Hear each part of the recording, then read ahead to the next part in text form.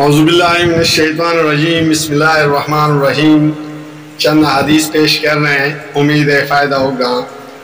عقبہ نے ابو وہاب بن عزیز کی لڑکی سے نکاح کیا تو ان کے پاس ایک عورت آئی اور کہنے لگی کہ میں نے عقبہ کو اور جس سے اس کا نکاح ہوا ہے اس کو دودھ پلایا ہے، نہ تو نے کبھی مجھے بتایا ہے۔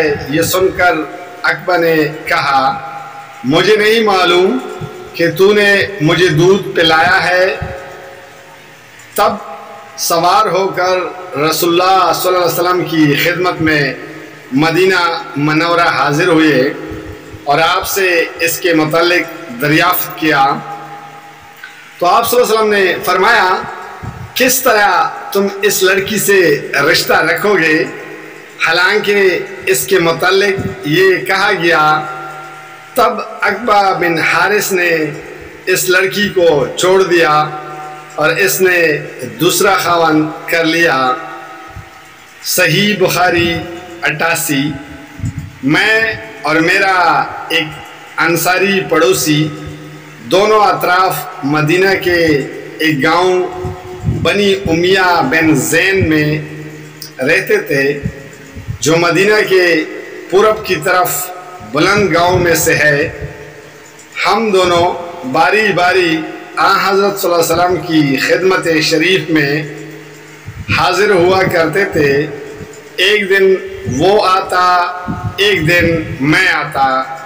جس دن میں آتا اس دن کی وحی کی اور رسول اللہ صلی اللہ علیہ وسلم کی فرمودہ دیگر باتوں کی اس کو خبر دے دیتا، اور جب وہ آتا تو وہ بھی اسی طرح کرتا۔ تو ایک دن وہ میرا انصاری ساتھی اپنی باری کی روز حاضر خدمت ہوا۔ جب واپس آیا تو اس نے میرا دروازہ بہت زور سے کھٹکھٹایا اور میرے بارے میں پوچھا کہ کیا عمر یہاں ہے؟ میں گھبرا کر اس کے پاس آیا۔ وہ کہنے لگا کہ ایک بڑا معاملہ پیش آ گیا ہے، یعنی رسول اللہ صلی اللہ علیہ وسلم نے اپنی بیویوں کو طلاق دے دی ہے۔ پھر میں اپنی بیٹی حفصہ کے پاس گیا، وہ رو رہی تھی۔ میں نے پوچھا کیا تمہیں رسول اللہ صلی اللہ علیہ وسلم نے طلاق دے دی ہے؟ وہ کہنے لگی میں نہیں جانتی۔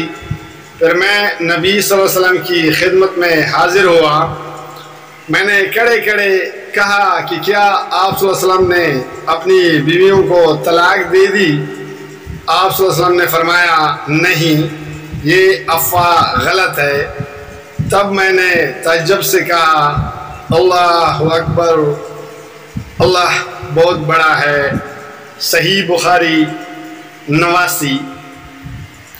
ایک شخص حزم بن ابی کعب نے رسول اللہ صلی اللہ علیہ وسلم کی خدمت میں آ کر عرض کیا یا رسول اللہ، فلاں شخص معاذ بن جبل لمبی نماز پڑھاتے ہیں، اس لیے میں جماعت کی نماز میں شرکت نہیں ہو سکتا کیونکہ میں دن بھر اونٹ چرانے کی وجہ سے رات کو تک کر چکناچور ہو جاتا ہوں اور طویل قرات سننے کی طاقت نہیں رکھتا۔ ابو مسعود راوی کہتے ہیں کہ اس دن سے زیادہ میں نے کبھی رسول اللہ صلی اللہ علیہ وسلم کو ویز کے دوران اتنا غضبناک نہیں دیکھا۔ آپ صلی اللہ علیہ وسلم نے فرمایا اے لوگو، تم ایسی شدت اختیار کر کے لوگوں کو دین سے نفرت دلانے لگے ہو۔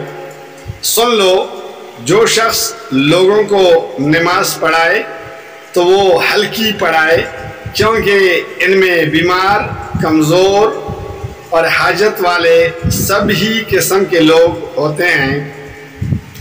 صحیح بخاری 90۔ ایک شخص عمیر یا بلال نے رسول اللہ صلی اللہ علیہ وسلم سے پڑی ہوئی چیز کے بارے میں دریافت کیا آپ نے فرمایا اس کی بندن پہچان لے، یا فرمایا کہ اس کا برتن اور تیلی پہچان لے، پھر 1 سال تک اس کی شناخت کا اعلان کراؤ، پھر اس کا مالک نہ ملے تو اس سے فائدہ اٹھاؤ، اور اگر اس کا مالک آ جائے تو اس سے سونپ دو۔ اس نے پوچھا کہ اچھا گمشدہ اونٹ کے بارے میں کیا حکم ہے؟ آپ کو اس قدر غصہ آ گیا کہ رخسار مبارک سرخ ہو گئے، یا راوی نے یہ کہا کہ آپ کا چہرہ سرخ ہو گیا۔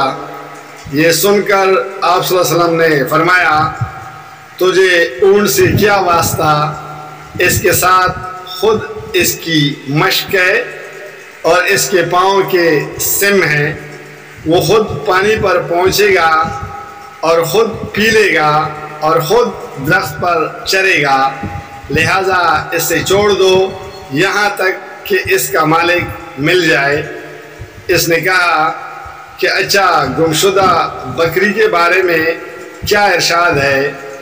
آپ صلی اللہ علیہ وسلم نے فرمایا وہ تیری ہے یا تیرے بھائی کی، ورنہ بیڑی کی غذا ہے۔